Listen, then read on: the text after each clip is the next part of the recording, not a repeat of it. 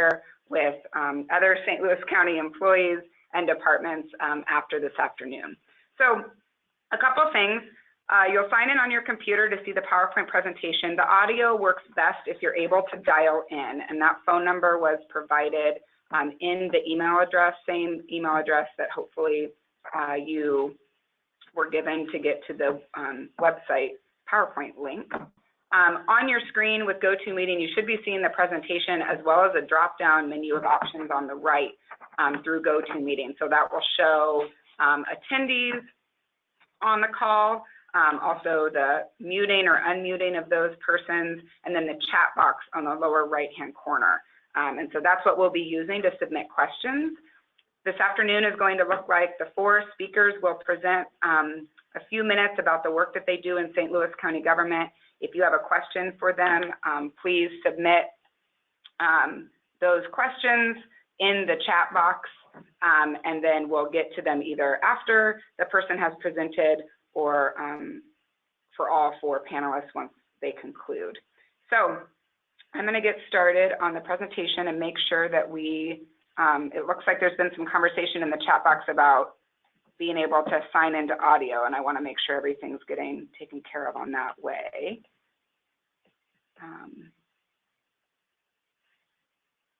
Okay, it looks okay for now.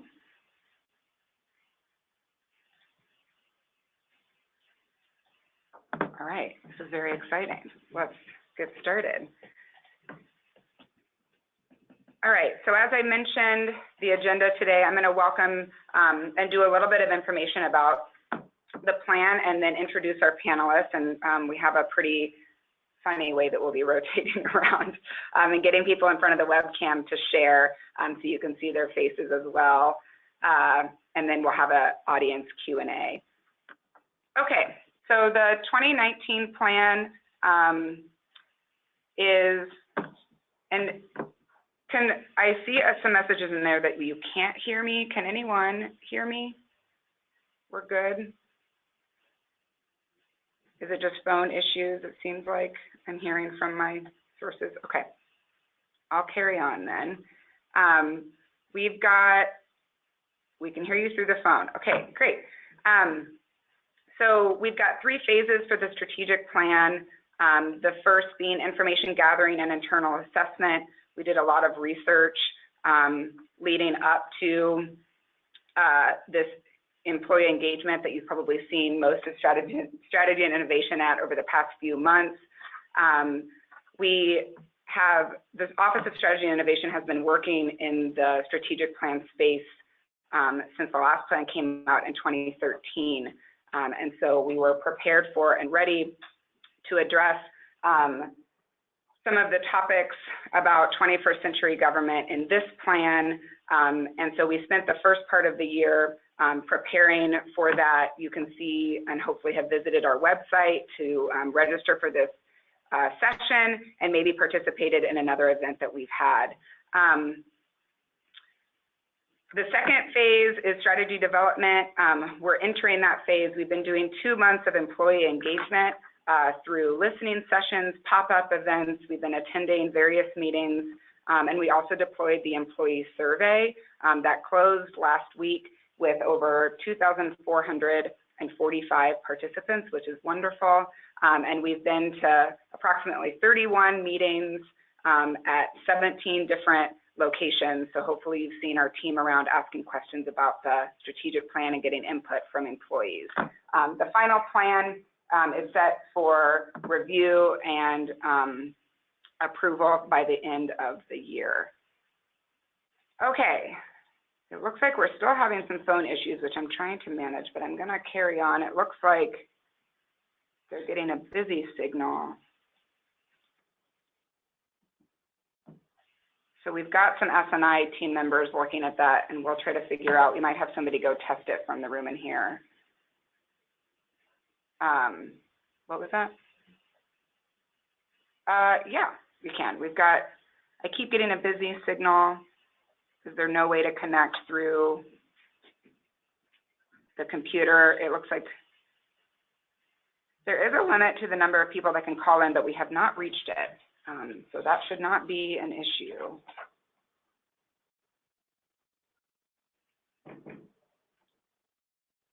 Yeah, Mel's right. Make sure that you dial 9 before dialing the 1 and phone number to get out. Okay, we'll keep going then. 4 main themes of the plan: smart government, effective government, customer-centered government, and equitable government. I have the definitions up there for you to read.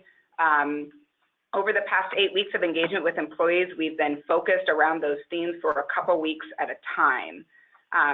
So we started with effective government at the beginning of May. We are currently in the customer-centered government theme, which is why we're meeting with these 4 individuals this afternoon. And we'll finish up with equitable government style or type events at the end of June.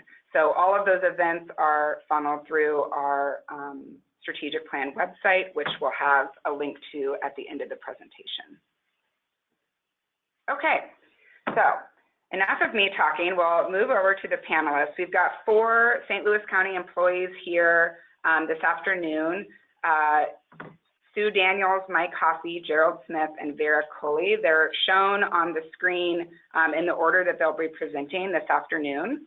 So I'm going to introduce first Sue Daniels, who's the Director of Personnel for St. Louis County Government from the Administration Department. She's going to speak for a few minutes, and then we'll transition over to Mike. So, Sue, welcome. We'll do a little switch. Hi, everyone. I think Andrea would like me to talk about internal customer service. And first of all, I've been here a long time. I started years ago in the Department of Revenue and then moved to administration and personnel. And then last year, I was fortunate enough to become the leader of that group. So I think I'm going to talk a little bit more about administration, the Department of Administration. And our main customer is the different departments in St. Louis County. You know, we have fiscal management, budget, you know, all the administration roles.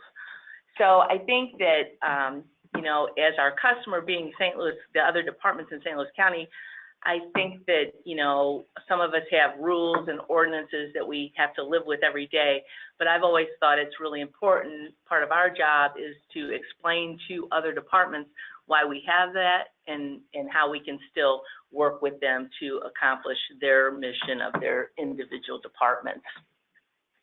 I'm a huge believer in the 2019 strategic plan.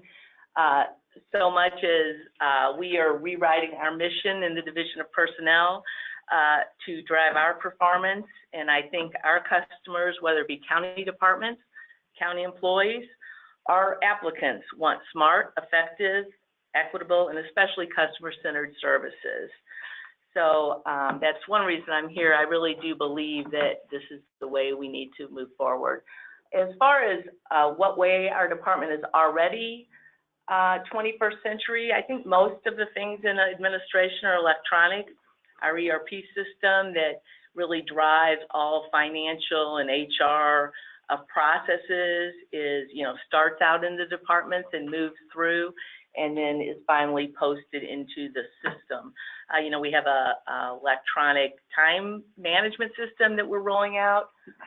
In HR, our job system is all electronic. All of our applications are taken electronically. All of our notifications are done electronically, as well as scheduling, and that has made a huge difference for us. Years ago, you know, it would take, if somebody wanted to do some interviews, we would have to send out letters, and it would take weeks. And now, you know, you send out emails, and by the, you know, a couple hours, the schedule's full. So it really has been great for us, and we continue to push and to think of better ways to do that for our customers. We do try to partner with departments as much as we can. You know, we have Department of Administration has several user groups that meet you know, on a regular basis and to get input from those departments. And then, you know, as we try to develop systems and, you know, for years, one of the biggest complaints was that employees couldn't get their retirement benefits. It was, you know, it's a huge procedure for our benefit office. Well, I'm happy to announce that we're going to be rolling out some software so employees can go out online and see what your retirement benefit could be. For those employees that donate or that contribute to the plan, you'll be able to see how much you've contributed and then what you can do with that money. So that's a huge, giant step that we're making for, I think, customer service to employees. As far as you know, how we measure, I think sometimes Department of Administration, it's hard to measure, you know, how many checks did you cut? How many personal actions did you post? But I think that our customers want things in done correctly the first time as much as possible, as well as in a timely manner. So, you know, we're always, I think sometimes the Department of Administration actually drives change in some departments. You know, I know we are constantly working with departments to say, you know, you can't sit on these applications for 3 weeks like maybe you did 2 years ago. You know, applicants are here and they want, you know, they want action. And so a lot of times we're trying to drive that change. As far as how we can improve, well, I think there's always room for improvement. I know some of our ordinances and maybe civil service rules are outdated. And, you know, we're working on that all the time to still keep the principles of the merit system, but, you know, bring those to the 21st century. And I think, you know, with everybody's help, we can really do that. We're constantly working on how to do things better and more efficient, but I know my office, and I think really all of the Department of Administration, is always looking for feedback and open to feedback and to talk about how we can do things better. Okay. That's it? All right. Perfect. Thanks, Sue. We're going to rotate and switch out. Our next speaker is Mike Hoffey from the IT department. Let me switch over his. He's got some slides that he's going to show us and information from our 311 app. So welcome, Mike. Are those slides going to come up here? Yep, they should be able to click next. Here's the mouse for you. Great. Good afternoon, and thank you for joining this today. I'm excited to be able to share with you some of the things that I'm doing. I've been with the county for 1.5 years. I joined as a member of the IT department to help with our website, and I still manage and oversee the development of our website. So when we think about 21st century, I think about our website and how we got to catch up to 21st century at this point. So that's important to me. I also lead our 311 initiative and manage an existing call center that I'll talk about in just a little bit. The things that are important to me as I think about 21st century citizens and 21st century support is exactly what we did with Gateway 311. And we had seen across the country municipalities and counties and other cities developing a 311 discipline and strategy and architecture. And really what it's doing, it's kind of paving an improved roadmap to be able to help bring some new leadership and ideas and support to different areas of the way we engage with our citizens. And a group came in and produced a summary that told us the things that we kind of already knew. But one of the outgrowths of that survey was that analysis was to produce a call center and expand the number of technology options that citizens have access to be able to move forward. And I've been leading that initiative since the first part of last year with the deployment of a call center mid-year of last year. The things that surfaced that I thought were really important and that would be game changers as it relates to why Gateway 301 is important is we receive 5 million citizen inbound calls a year, and that's a staggering number of inbound calls, 40% higher than a traditional market our size. We also have over 400 agents that are deputized to handle inbound calls and a significant number of contact centers that they're reaching out to. So we were looking for ways to go in and address some of the key issues related to that. And one of those that 311 does is with a call center that we've created, we're focused on a couple things. And one of them is minimizing transfer volume. So we certainly all know the horror stories of citizens who get sent around to multiple departments to try to get a question answered. And at Gateway 311 at the Northwest Crossing Call Center, which is staffed by a team of 5, our focus is to try to remediate, solve the question, deal with the issue, assess the problem, and get an answer to that citizen the first time they call. And we're successful about 70% of the time in doing that. We've also developed what we call a targeted transfer solution, which if we don't have the information for the citizen that's asking the question, we'll reach out to the department, put the citizen on hold, and ask the department to educate us so that we can come back and relay that information back to the individual. And we think that's really important. We're happy to transfer calls, but we really want to get out of the transfer business at 311. So by gathering as much of the information as we can, we've been able to establish a knowledge base that's about 1,800 questions along with answers. And what we like about that and why we think that's 21st century is it then creates a platform for the 311 agent to be able to answer a question from any department in the county. There's certainly situations where we can't answer questions, such as somebody calling up and maybe had a medical visit at one of our clinics, or has information or requests specific to something in the courts building. But nonetheless, it's our goal and objective to try to remediate and solve as many of those inbound calls as we can. I also am really excited because I have the opportunity to coach and mentor our 311 agents. They're definitely not perfect, but they try very hard. And we have a very good and responsive approach inside the center of improving ourselves as we work with one another to improve our ability.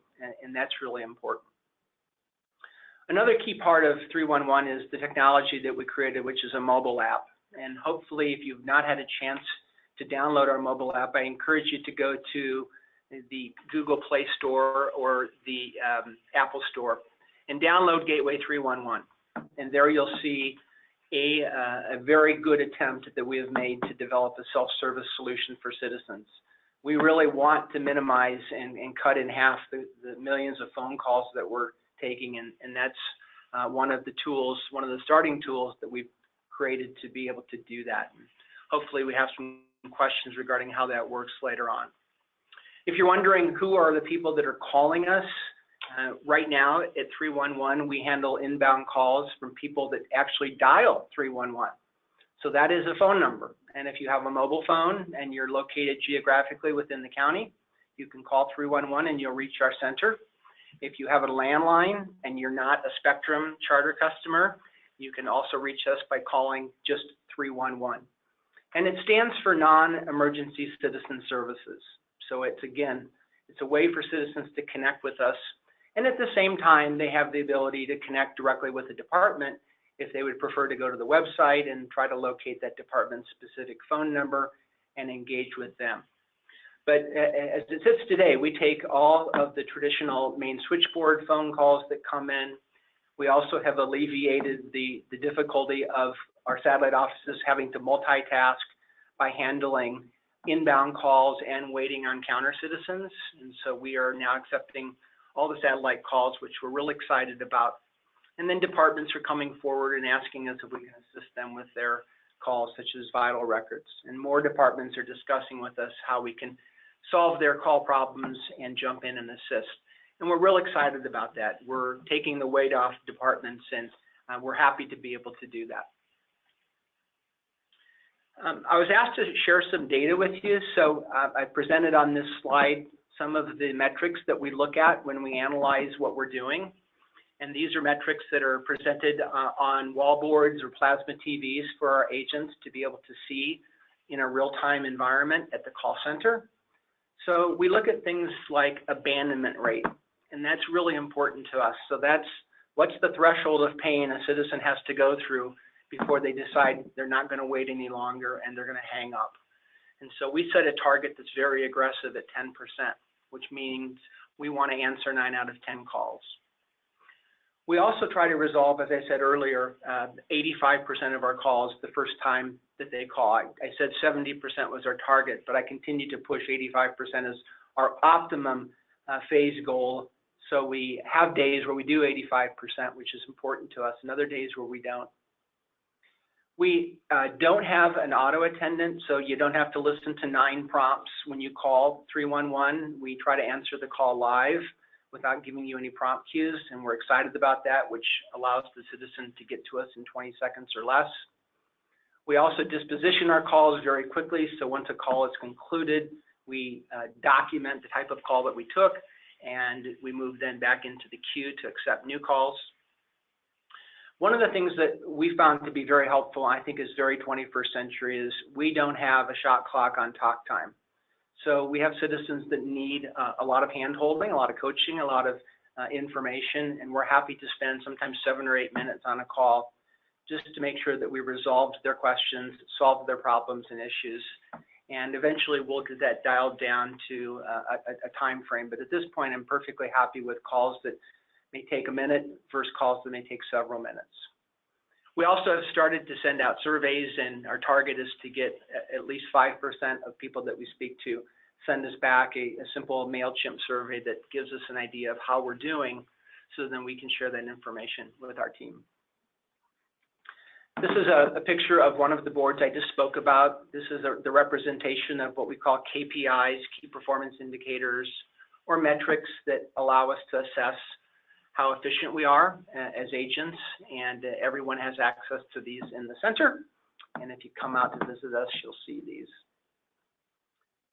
As I mentioned earlier, another key part of 311 is being able to come back and visit with our departments and share with them the types of calls we're taking. And this is something that I think is very valuable, especially when we know that there's peak call volumes that are occurring.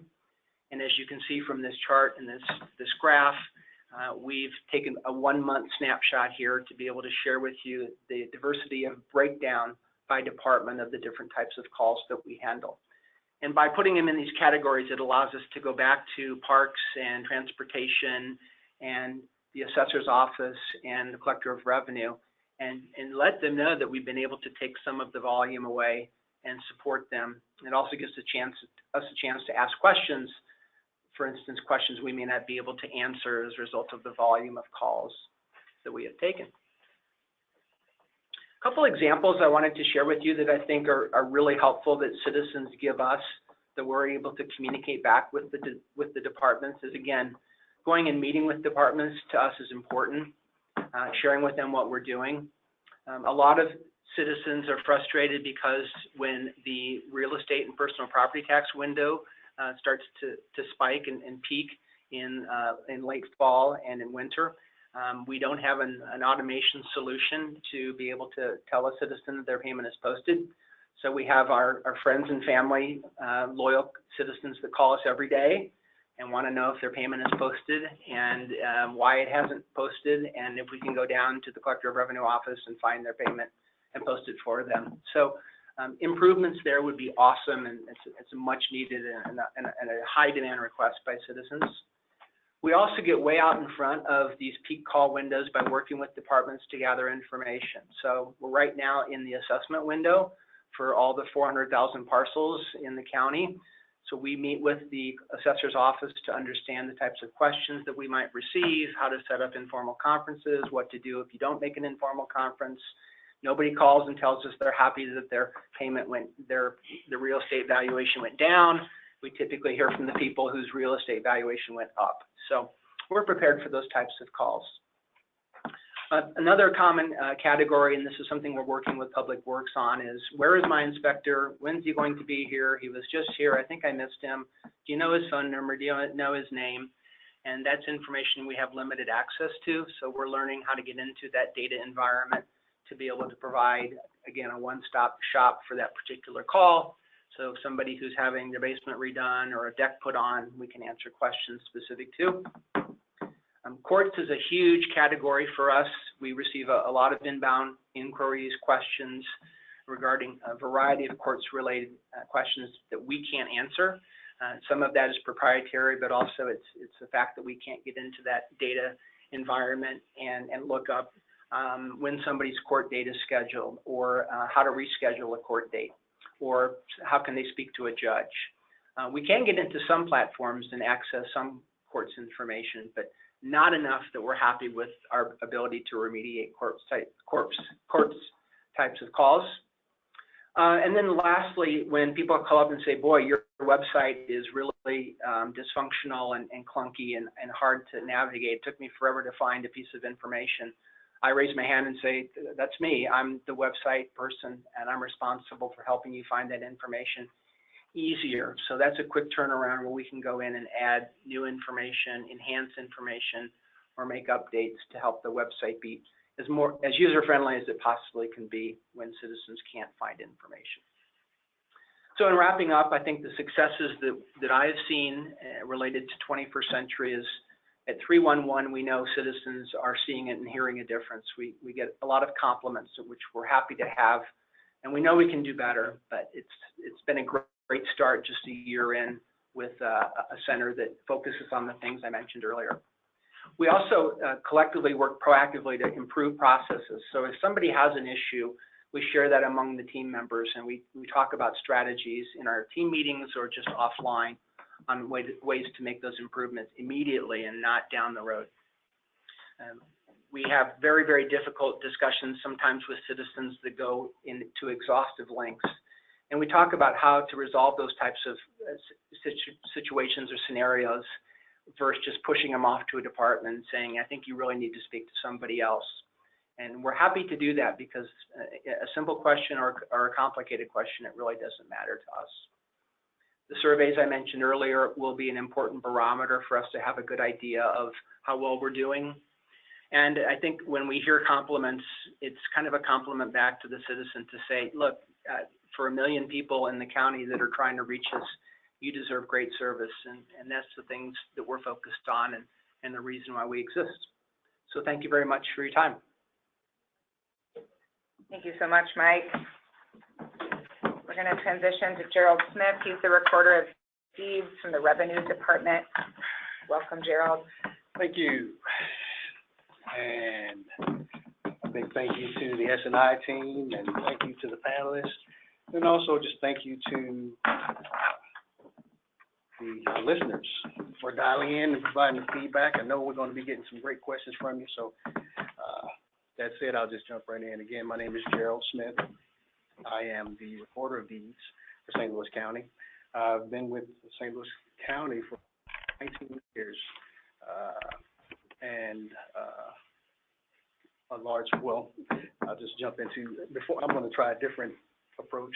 So my role in county government, when I think about it, I'll just give you a brief history. Since the early 1800s, the recorder's office or the claims office was, right, I haven't been around that long, but the recorder's office was essentially the claims office where, if you can imagine, those old gold rush days when folks wanted to stake their claims, they went to the Register of Deeds or the recorder's office to do that.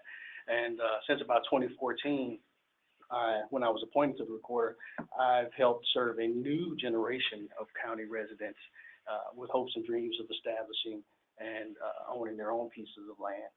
Today, our responsibilities to our customers consist primarily of recording documents, namely marriage records, real property records. Mike mentioned those 400,000 parcels of land within St. Louis County, and our office is the place where the deeds that helped establish those parcels are recorded. Again, we transfer information to the assessor's office, so they're one of our customers as well. As it relates to marriage records, throughout the state, there are approximately about 45,000 marriage licenses issued, and St. Louis County, about 1 in every 8 customers or 8 couples, 1 in every 8 couples come to St. Louis County to actually obtain a license. So that's roughly about 5,800 licenses, and that's quite a bit. I think the next largest group of issuances is probably Jackson County. Today, I guess today, we have a host of external and internal customers that range from lenders, law firms, title plants, title companies, genealogists even, and as well as other county departments and divisions I mentioned earlier. Statutorily, a lot of what we do is established statutorily. That is, even with recording documents from formatting standards to who should get marriage licenses. All that's established statutorily. And so a lot of customers that we see are entrenched in either genealogy or the real estate market. And understanding what they want, what we see is that a large majority of our customers are, like I said, entrenched in the real estate market. And as new platforms for buying and selling properties emerge, the customers, and where there's new technology, generational and demographic changes, new markets, what we're seeing is that customers are wanting to see more transparent analytics. They want to see improved industry-specific technology. The industry is moving increasingly toward digital platforms, and you will see that in the recorder's office by way of more efficient transactional processes like e-recording. In some counties, blockchain technology is big, and throughout the nation, you'll see trends moving toward practices like e-notarization. So, and thinking about 21st century government and being customer-centered, and we look at, you know, what customers want in terms of how to make those types of processes a lot more efficient, and how we might provide access to the information that we record in our office. Currently, we record about 80% of our documents electronically, and so in terms of, again, you know, being a 21st century government, we're looking at ways to improve that number, as well as looking at ways to improve the efficiency in which they might obtain, say, marriage licenses or deed copy information. We do take steps to gather information from the customer, i.e. paper surveys, to better understand, you know, the ways we might improve services from the transactional perspective. That's internally. In addition, we monitor operational performance to make sure that we're, you know, staying in tune with service delivery times. As it stands, you know, e-recording provides opportunity for customers to receive documents, recorded documents, same day, next day. Again, but that's 78 to 80%. There's still a gap, 20%, give or take, of customers that actually receive documents in, say, 3 to 5 business days. And so, and those are primarily paper documents that we receive in the office. So, you know, thinking about 21st century government, we're looking at ways that we might partner with vendors to provide us with technology that would allow customers to walk in with paper documents and receive the same level of service that, say, an electronically submitted document would receive.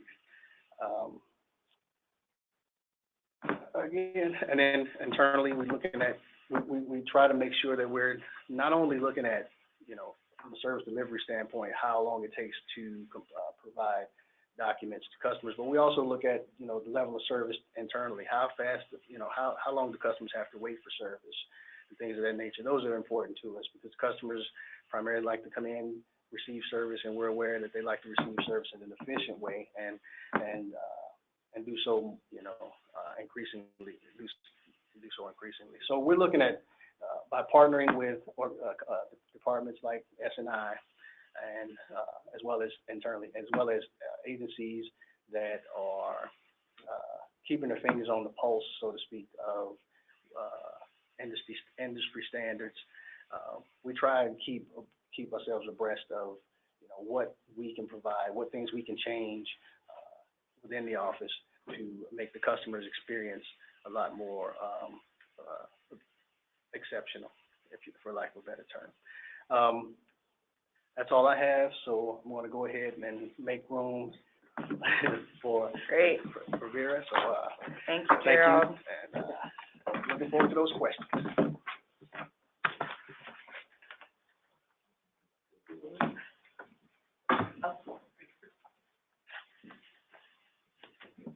Vera Coy here from the police department. Welcome. Hi.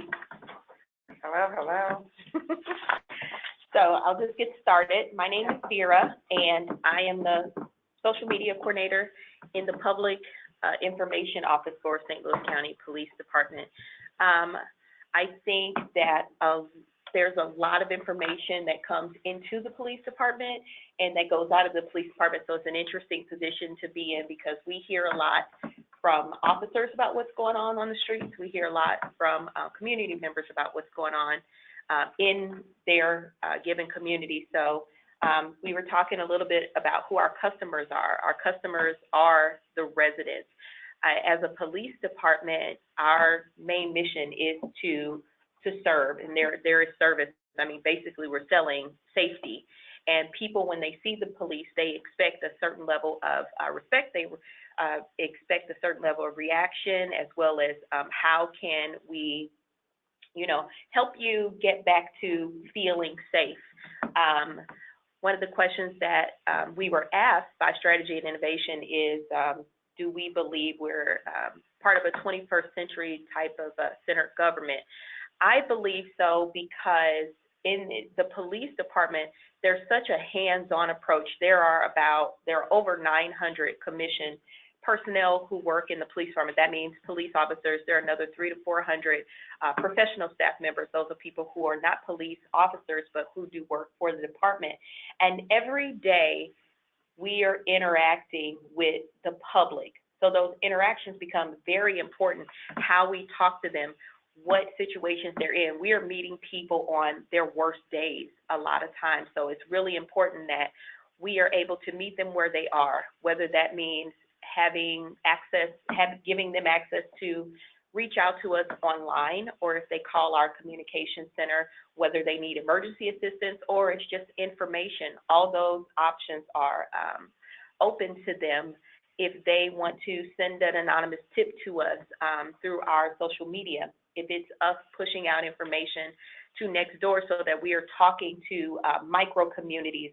What's happening in Afton may not be happening in Central County. So who are we communicating with?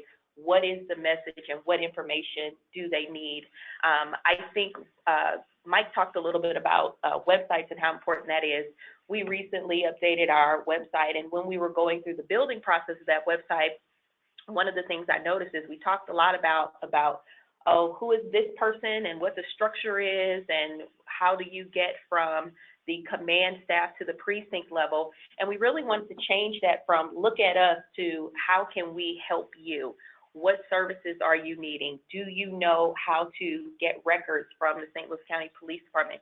Do you know who to call if you want to make a complaint or even commend an officer? So that was one of the first things that I see as us moving forward as far as being 21st century in terms of policing.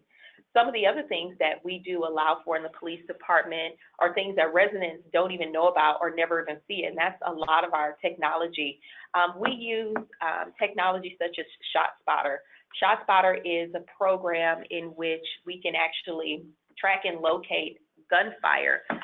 Right now it's deployed in particular areas of the county, but if shots are fired, those officers can be alerted to that shot before anyone ever even calls 911, and they can go to that location and make a case, whether there have been times where we've gone and not gotten a 911 call and had found a victim, or they can gather evidence from those shootings and later on link those to other shootings and end up really solving cases, taking people into custody. Those are some of the uses of technology that people don't know about, but it's all in service of the residents and really selling that safety, saying, hey, we are here, even working behind the scenes to keep you all safe. Another big thing about 21st century communications and government is our Bureau of Communications. The one thing that the first line of defense for some of these people is that dispatcher. That dispatcher is able to get them the help they need immediately. Some of these people are not in positions to talk a lot. We've had people message our dispatchers on Facebook and say, I'm in this country and I need to know how to get help. I mean, in 2018, I think our dispatchers answered 748,000 calls for service. That includes emergency and non-emergency phone calls. That is an impressive call volume for anyone. And then they're able to direct those officers to the people who need help. Our response time for police is at about 5 minutes right now. I mean, when you look at places like New York and Los Angeles and their call response times are up in the 6 minutes, getting close to 7 minutes, it really is a testament to how much we are doing and how much we want to service people in our community. So some of the other questions had to do with how we get customer feedback. One of the things that we do in the police department is we accept citizen feedback in a number of ways. One of the main ways is from our website. Citizens can go on there and complete a customer satisfaction survey online. But the other thing we do is we do use social media to push that out quarterly, just to gather information to see, hey, have you had interactions with our officers? What was that like? I know that our Bureau of Research and Analysis takes all that data and they look at it and say, here's what people are saying. And from there, they can investigate how, if any, changes we need to make with the way we're communicating with the residents of St. Louis County, or if there are things that we are doing that we should continue doing. Are our efforts meeting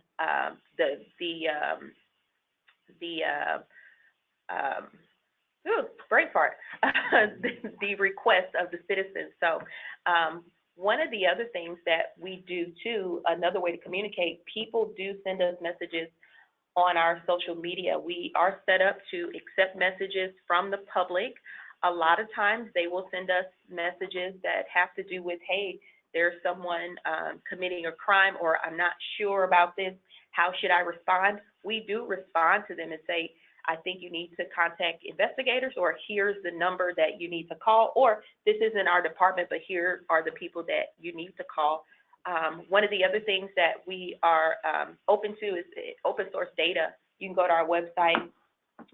Residents can find out things about our general orders, the things that govern our police department, our officers, the rules that we follow, so that if there is a question about, hey, are officers allowed to do A, B, C, and D, we can say, yes, these fall under our general orders. These are practices that we can conduct in the St. Louis County Police Department. So sometimes just that understanding helps. I think also being able to educate the community on what policing is. Some people think it's us coming to tell your neighbor to break up their sleeve. That's not policing. However, it is being able to let you know that you can call or message us, and there will be someone who's going to either respond. Now, the nature of that call may have an effect on how quickly you get an officer, because sometimes there are other things going on around the county. However, being responsive is probably one of the biggest things that is important in policing, because we want the citizens to know that we are here for you. We are concerned about your safety, and we're concerned about the safety of others in and out of St. Louis County. Another question is room for improvement. I think always constantly listening to citizens and also listening to police officers. The police officers are the ones making those face-to-face contacts all the time. And I know that there are a lot of times when we are asking officers in precincts, how did this go? We're taking that data, what should be done differently? I mean, at this point, every officer has a computer in his car. They don't have to write on notepads, and they can immediately send information from their computer. It's in a system, so that the next officer that visits this resident knows, okay, this is a red flag resident. We can talk to them and say, what's important to you guys? What kind of assistance do you need? And those are all things that help us create a more forward-thinking police department, a more technologically savvy police department, and allows us to share in that technology with our residents. So We talked about how citizens can get back to us, of course, with the citizen satisfaction surveys. They can always call communications. I think one of the biggest barriers in policing is probably lack of communication and maybe understanding. Some people are afraid to call the police. We definitely use our social media and our platforms, whether it's through television, to show people what policing really is. Policing is the Police Athletic League and what they're doing on weekends, taking kids to camp. Policing is fishing derbies and all this volunteer time that they spend on their own. It's showing up to wheelchair basketball games and really being a support beam in the community. So we believe that showing people that really opens up the communication, so that when they run into an officer, whether on duty or off duty, they feel like they can approach them, they can talk to them, and if they need help, they'll be more willing to call us. So I think that's all I have. Great. Thank you so much, Vera. I'm going to have us turn off the webcam actually to do the question and answer portion of the rest of the session. So like I mentioned, I have all of the panelists here with us. Let me do a switch over of the slide. So you guys have been utilizing it. Anna from the Strategy and Innovation team has been writing down questions as they've come in. So we have a few that I'm going to just directly ask a couple of the panelists. We're now operating from the phone and no longer the computer. So we're getting the hang of this. So I'm going to ask a couple questions that came in through the chat box. If you have additional questions, the PowerPoint presentation shows where you send the message in there. The message should automatically send to everyone. So we've been able to have a good conversation when we were trying to get audio figured out as well. So thank you for being patient with us today. I think we're caught up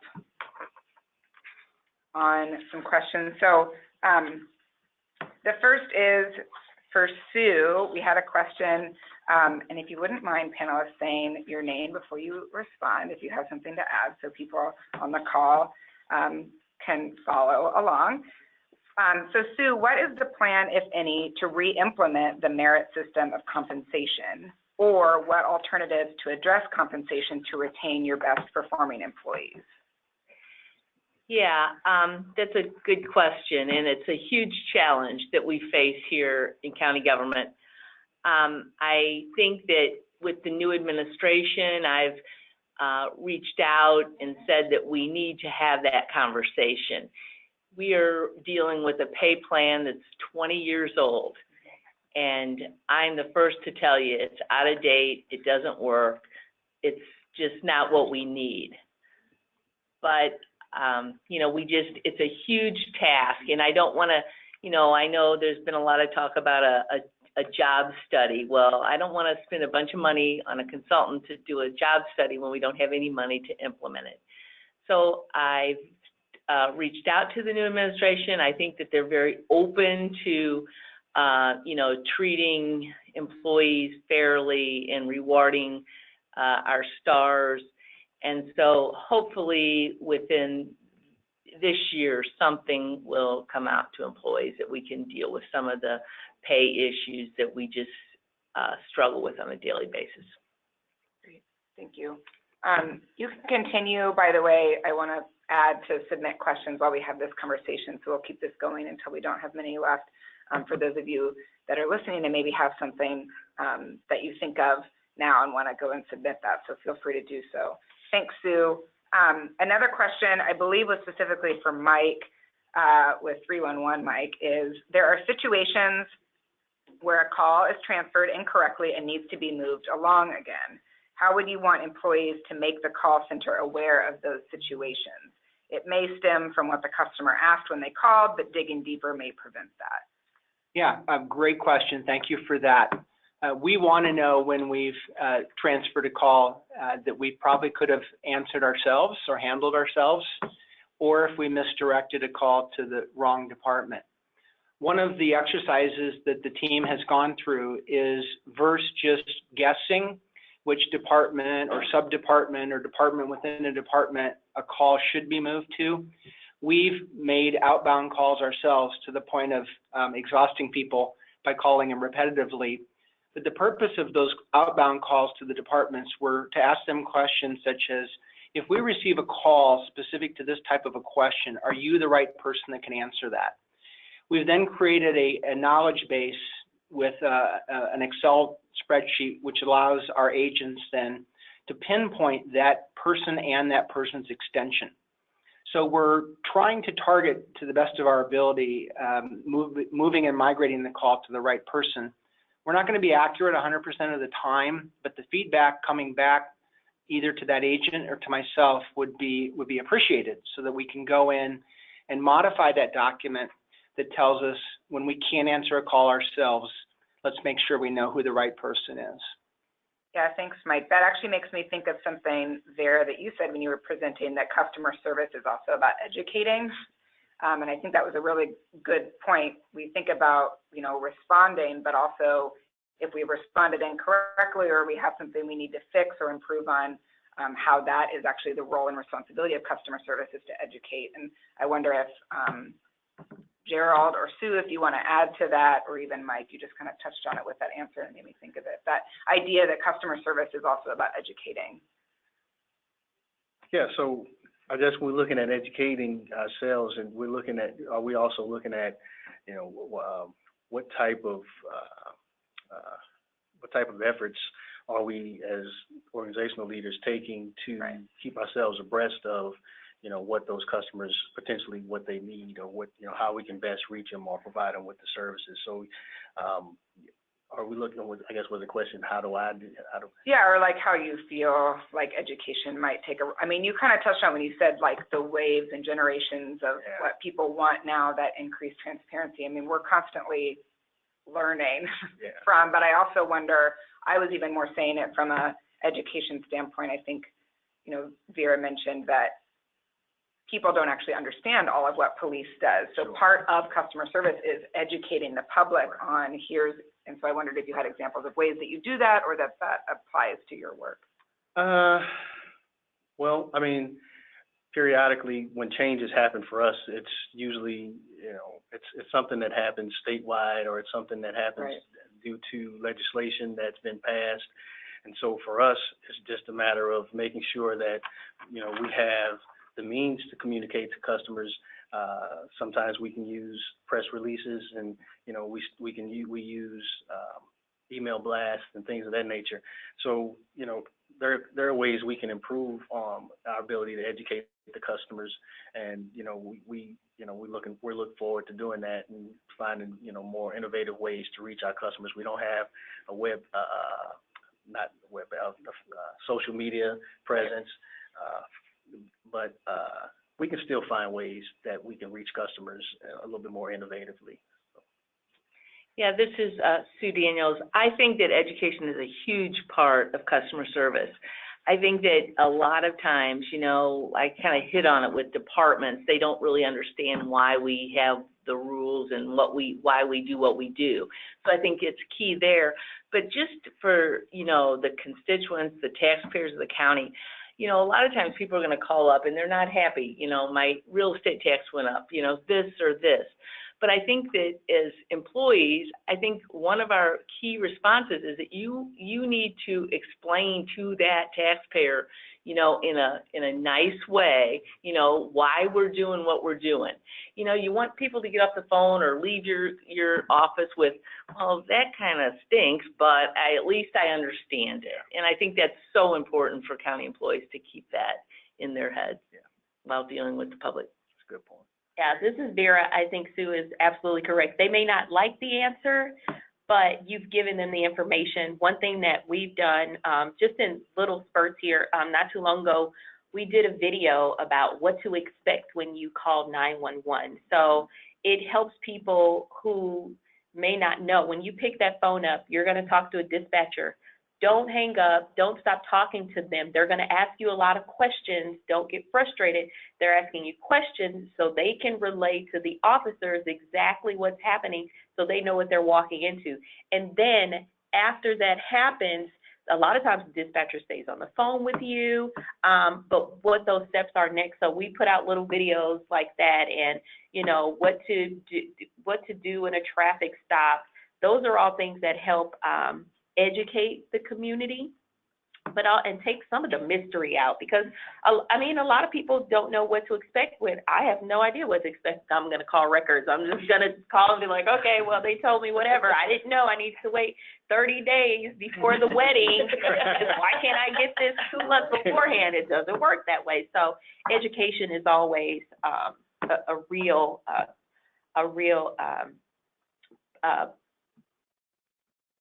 my brain doesn't work today. I know, it's a real piece of it. Yes, it's a huge piece in helping people understand. They may not like the answer, but, you know, at least they have it. Yeah. This is Mike. I'll throw in one concluding thought, is that I've taken my share of calls, and it's always exciting to listen to citizens. And generally, people are pretty nice. Mm-hmm. And if you can share with them the answers that they're seeking, they're grateful. Right. And examples would be a citizen who moves into the county and is not familiar with county processes or procedures, or doesn't understand that we tax personal property assets. And we have to tell them, you have to gather up all your information, tell us the number of cars, UTVs, ATVs, mobile homes, boats, horses, cows you have, because we're going to assess evaluation on those things. And people are kind of hungry to ingest all that information. And although those are simple procedural calls, those are general education calls that we're really happy to relay, and we get complimented often because those are simple answers for us, but for people who are trying to figure things out from the very beginning, they're grateful. Great, thank you so much. I had one question specifically, well, it's for anyone. I'm going to direct it to you, Vera, if you don't mind, and then anyone else can answer. So another one of the themes of the strategic plan is about equitable government, and I wanted to make sure that we ask a question about, I mean, we have a really diverse community in St. Louis County, and I wondered if we could talk a little bit about how you serve our diverse community, is it equitable, and how do you address issues of access? And maybe specifically, we can start from that police department, and then if anybody else wants to answer. Okay, I'll try. I do know that, I know that working for Chief Belmer, he's very intentional about service is service is service is service. Safety is safety is safety. It does not matter if it happened in South County or North County. Our response should be the same. The media has a tendency to put labels on things and break us up in a region as, oh, this happened here, this happened there. It does not matter. Our crimes against is responding to the assault in this area, just like they're going to respond to it in another area. And some people don't believe that happens. We have to be very intentional about, and I think our detectives do a great job at it. They see these families through these tragedies.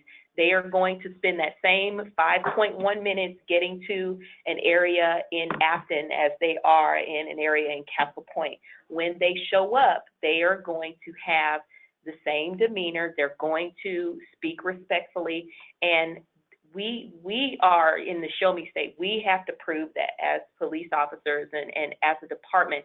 So we take this whole notion out of, well, these people don't have a really, good tax base, and they're in it. No. Service is service is service.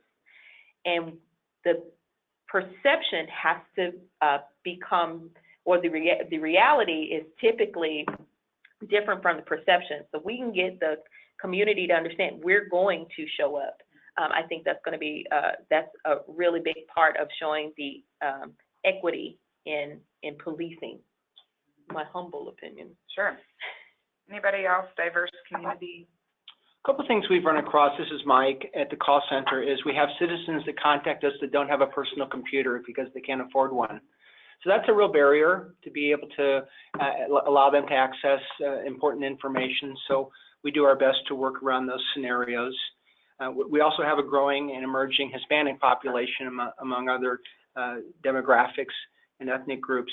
We just added a Hispanic bilingual representative to the 301 Center, which we're happy about.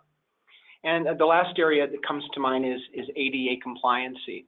So we are not compliant from a website perspective. Part of the money, the appropriation money we've asked the council to support is for the redevelopment of a brand new website, and that will serve that audience as well and be compliant in terms of the credentials and the criteria for those audiences. Great. I just had a question pop up in front of me also related to, it asks, are all improvements being looked at also through an age-friendly lens? Have your departments thought about that? The St. Louis County population is aging. I wonder if that's something that you guys talk about or consider or are even thinking about.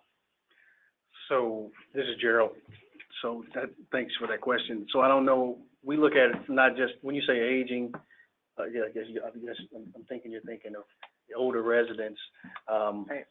For us, it kind of carries back to, you know, some of the partners that we work with, the county older residents programs. You know, a lot of the older residents that come to the recorder's office, you know, are seeking information. We talked about how sometimes the residents call and they're needing information about, in our case, they may need information about, you know, their property rights related to their neighbor, or this is, you know, there's the status of their estate, you know, as it relates to transferring property to heirs or whatnot.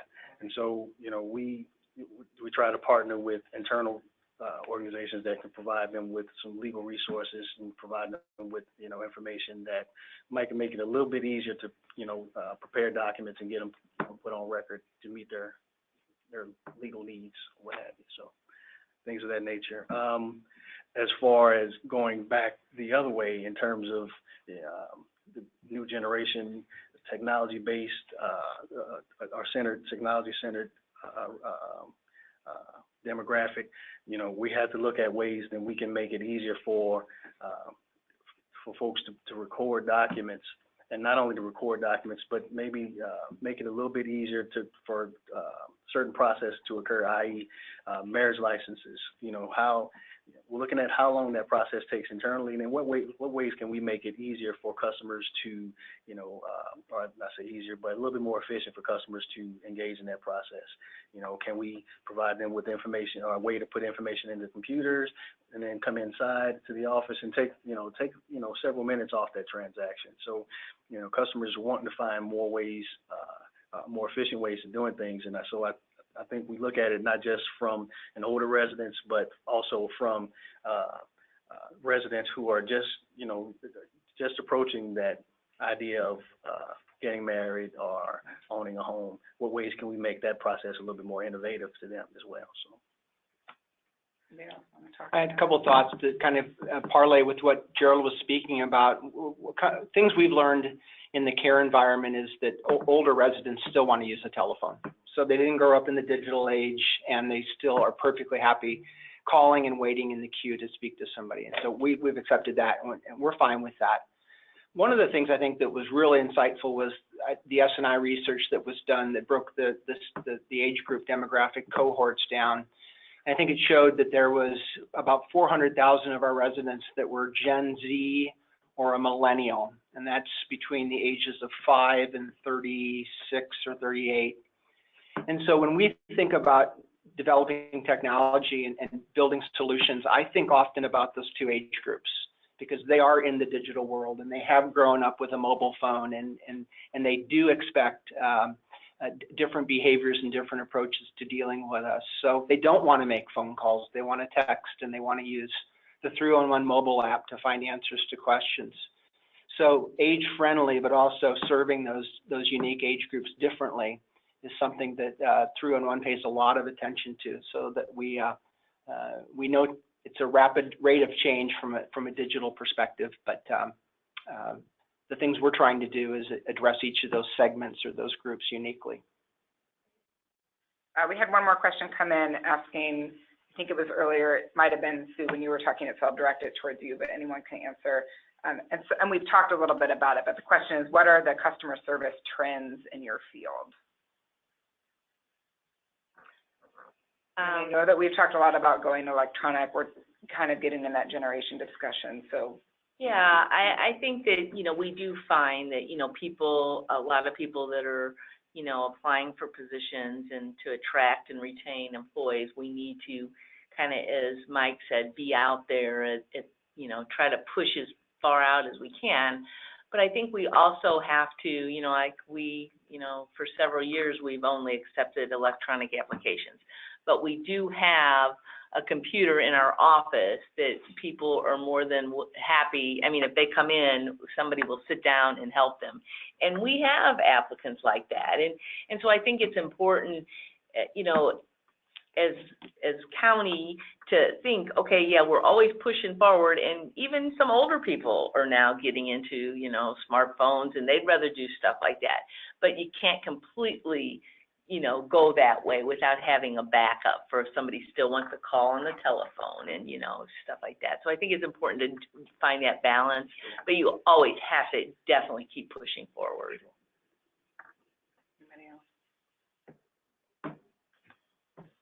To that point, we've been asking 3 questions of employees as we go around an engagement. One is, what does St. Louis County do well? What can St. Louis County do better?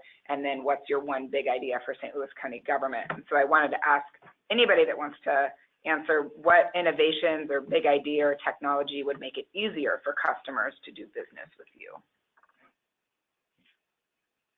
I can touch on that. I can Okay. get started on that. This is Gerald. So great question. So, in doing what we do in the recorder's office, you know, we not only are we looking at, you know, how operationally how our office can benefit from change, but we also have to look at, shucks, I forgot the question. What big innovation? Right. So, and I don't know if you would call it an innovation, so to speak, but I think what pushes, you know, what comes through our office, what pushes, you know, productivity in our office is, like I said, the real estate industry, right? And so how we look at how we can make that process because they're a customer as well. And so when we look at customers, we don't look at just the individual. We also look at economically what entities are affected by our processes. And so one big, I won't call it a challenge necessarily, but standardization of fees for recording, things that would make it easier for organizations to record documents absent rejection because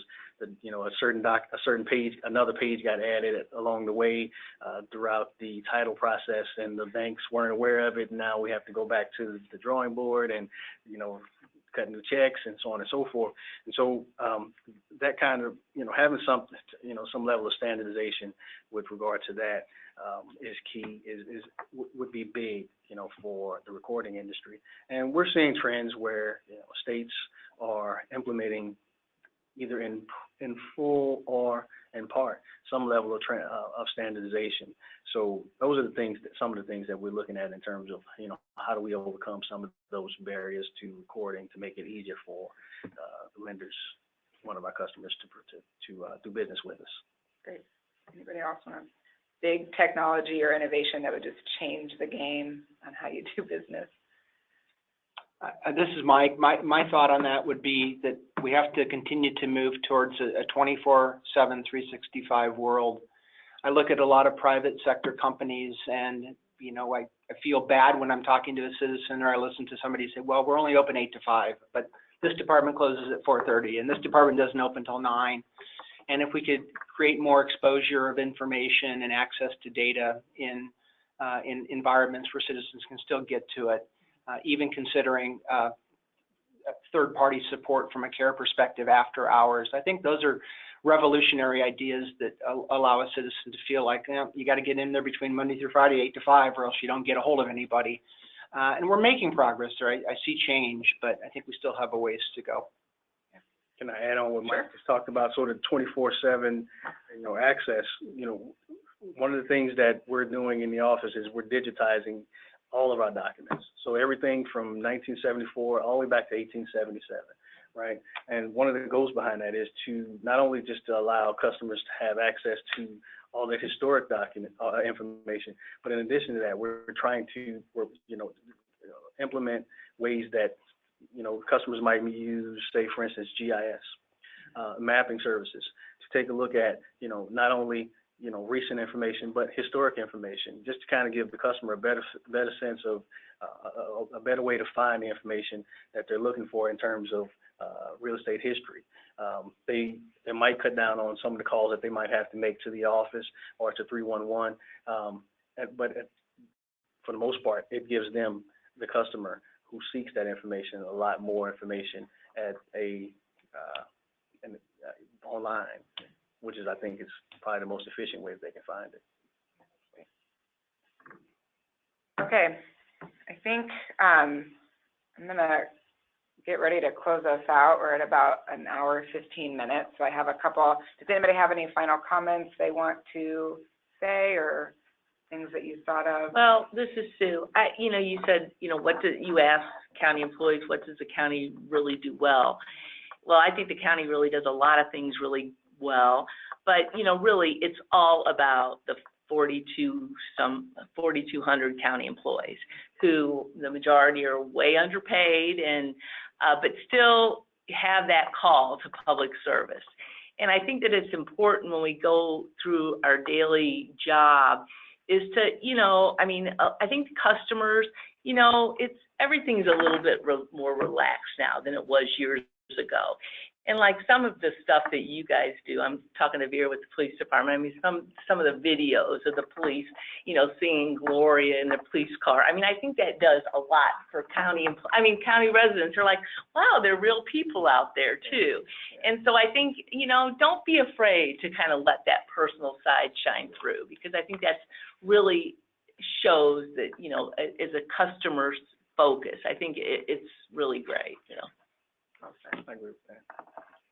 Well, thank you so much to the four of you for participating. We had good attendance. I have a couple housekeeping things. We're going to, as I mentioned, record this webinar and have it be shared and available on our website. I think we have one more slide here to show that has the website link. So you can see it, stlouisco.com/strategy. So we'll have the upload the webinar recording of this meeting this afternoon to that. And then we also have a quick, for those of you that are still on the call, and we'll be sending it to everyone who RSVP'd to the event, a quick, in the spirit of customer service, a quick customer survey to everyone who participated in this webinar today to kind of get feedback from employees. Was this easy? Was it nice to not park in Clayton to come to a meeting? How do we think the event went? So please fill that out to help us sort of learn and do better next time as we try to be more 21st century. Looking forward to that feedback. Yeah. And then I also want to give a thank you to the Department of Public Health. We actually use their GoToMeeting account, so that is why, if you have met me before, I am not Emily Varner. So thank you to Emily Varner and the Department of Public Health and letting us use this account. It was a nice example of, departments working together and figuring out resources that we could utilize without purchasing a new subscription. So with that, I will formally close the webinar, and we will talk to you all soon. Thanks everyone for tuning in. Thank you all. Bye, everybody. Thanks.